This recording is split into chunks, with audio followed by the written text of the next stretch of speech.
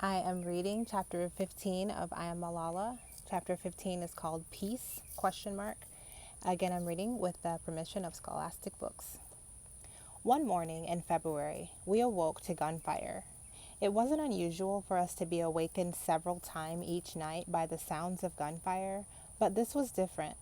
The people of Mingora were firing guns into the air to celebrate a peace treaty.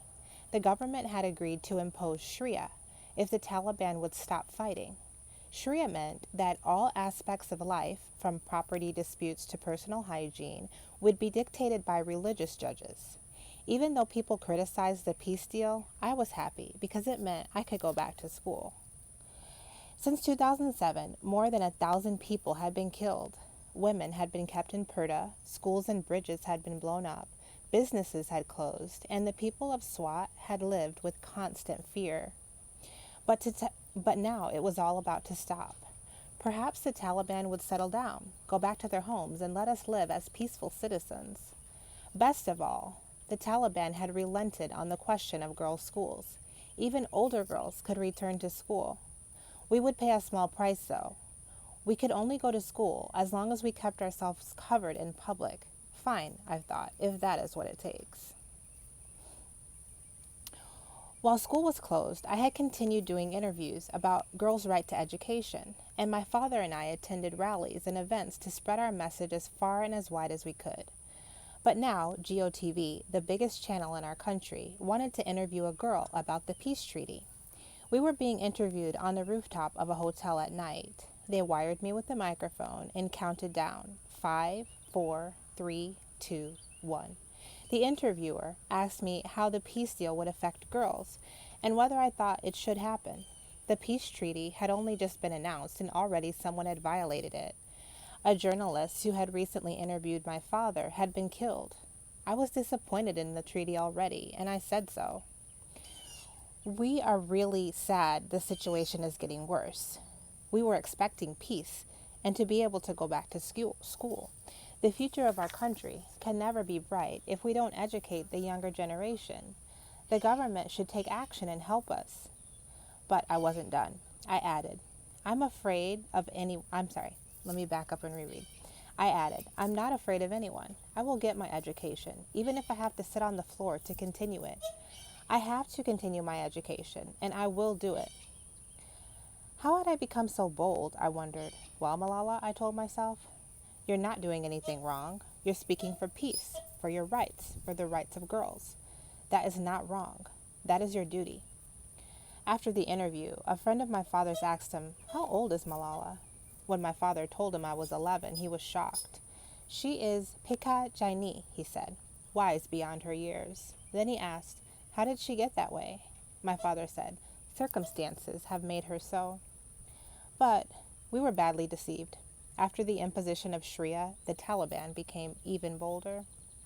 Now they openly patrolled the streets of Mingora with guns and sticks, as if they were the army. They killed policemen and dumped their bodies by the side of the road. They beat a shopkeeper because he allowed women to shop for lipstick unaccompanied, and they threatened the women at the bazaar, including my mother. One day, when my mother went into the market to buy a gift for my cousin's wedding, a big burly talib accosted her and blocked her way. I could beat you, for leaving your home without the proper burqa, he said. Do you understand? My mother was angry and frightened. He meant the shuttlecock burqa, which covers the whole face with only a mesh grill to see through. She was wearing a fashion burqa and didn't even own the other kind. Yes, okay, she said. I will wear this in the future. She had never told a lie before, but then again, she had never been confronted at the market by a man with a machine gun before. Good, the man said. Next time, I will not be so nice to you. Soon, we learned that even a burqa was no protection against the whims of the Taliban. One day, I came home to find my father and his friends watching a video on his phone. I leaned in to see what the fuss was about. In the video, a teenage girl wearing a black burqa and red trousers was laying face down on the ground, being flogged in broad daylight by a bearded man in a black turban. Please stop it, she begged, in between screams and whimpers, as each blow was delivered. In the name of Allah, I am dying.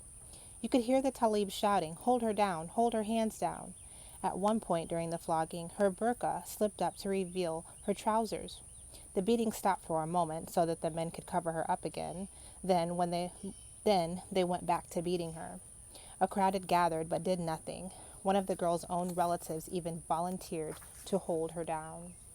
By the time it was over, she had been struck 34 times. A few days later, the video was everywhere, even on TV, and the Taliban took credit.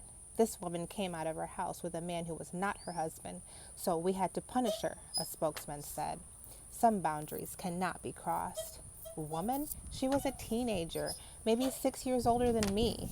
Yes, a boundary had been crossed. Grown men had taken to beating teenagers. Soon the shelling began again. As we all huddled together in the dining room, one question was on our minds. What kind of peace was this? The New York Times documentary had aired and brought even more attention to the plight of girls in SWAT, and we started receiving messages of support from people all over the world. I saw then how powerful the media could be. We even heard from a 19-year-old Pakistani girl in the United States, a student at Stanford, Shiza Shahid. She would eventually play a big part in our campaign for education. For the first time, we knew our story was being heard beyond the borders of Pakistan. On 20 April, Sufi Muhammad, the TNSM leader who had helped facilitate the peace deal between the government and the Taliban and Fazula's father-in-law, came to Mangora to make a speech. That morning, my brothers and I peered out of the gate as hundreds of people filed past our house on their way to the rally. Some teenage Taliban fighters went past playing victory songs on their mobile phones and singing along in loud, excited voices. Quickly, we closed the gate so that they couldn't see us. Eventually, a huge crowd, nearly 40,000 people, gathered. And even though the field was quite far away from our house, we could hear the hum of thousands of voices chanting Taliban songs. It was a chilling sound. Our father had left the house that morning to watch the rally from the rooftop of a nearby building. When he came home that evening, he looked as if he had aged 100 years. The speech was a disappointment. We had thought Sufi Muhammad would tell his followers to put down their weapons, but instead he called democracy un-Islamic and encouraged them to keep fighting. It's not enough that they've had their way in SWAT, my father said. The Taliban are marching on Islamabad. Even some of Sufi Muhammad's own followers were unhappy with this turn of events.